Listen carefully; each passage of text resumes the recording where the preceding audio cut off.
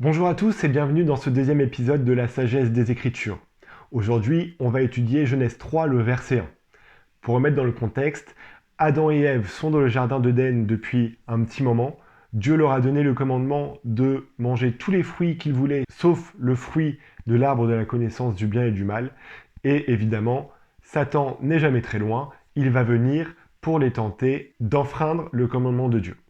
Donc on peut lire dans Genèse 3, le serpent était le plus rusé de tous les animaux des champs que l'Éternel Dieu avait fait. Il dit à la femme, Dieu a-t-il réellement dit, vous ne mangerez pas de tous les arbres du jardin? Alors j'aime beaucoup la question que Satan pose, parce qu'il la pose encore très souvent.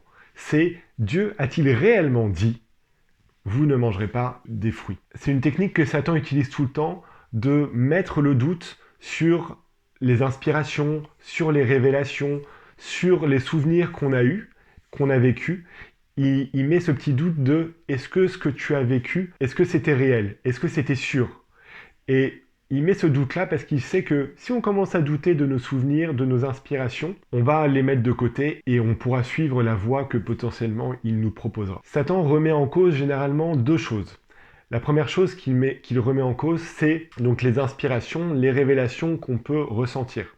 Des fois, on peut ressentir qu'il faut aller voir une certaine personne qui semble triste, ou appeler un ami qu'on n'a pas vu depuis longtemps, ou prendre un chemin différent que celui qu'on a l'habitude de prendre.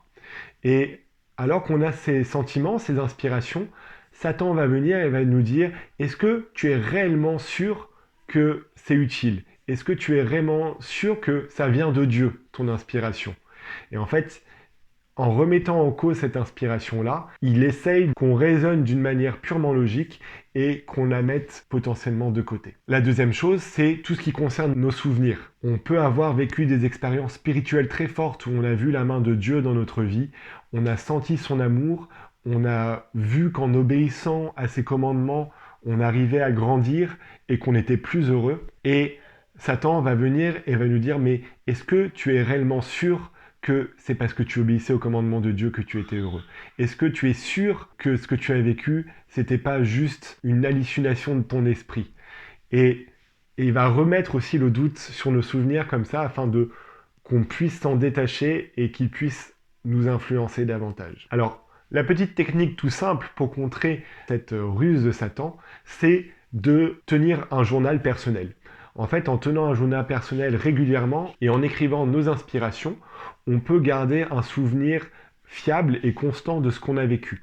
Donc si on a reçu une inspiration, écrivons-la. Si on a vécu une expérience forte, écrivons-la. Et l'avantage, c'est que lorsque Satan viendra nous tenter en nous disant « Est-ce que tu es réellement sûr de ce que tu as vécu ?»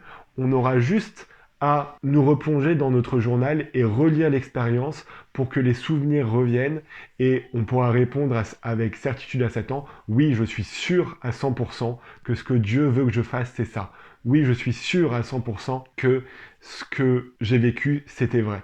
Et on pourra lui affirmer ça parce que on aura conservé nos souvenirs et nos inspirations. Donc c'est ce que je nous invite à faire, à prendre le temps régulièrement, un petit peu chaque jour, d'écrire nos expériences spirituelles, d'écrire nos inspirations, et je nous promets que Satan n'aura pas de pouvoir sur nous. Donc voilà, j'espère que ce petit passage d'écriture vous a plu. N'hésitez pas à vous abonner, et on se retrouve la semaine prochaine pour apprendre une nouvelle sagesse grâce aux Écritures.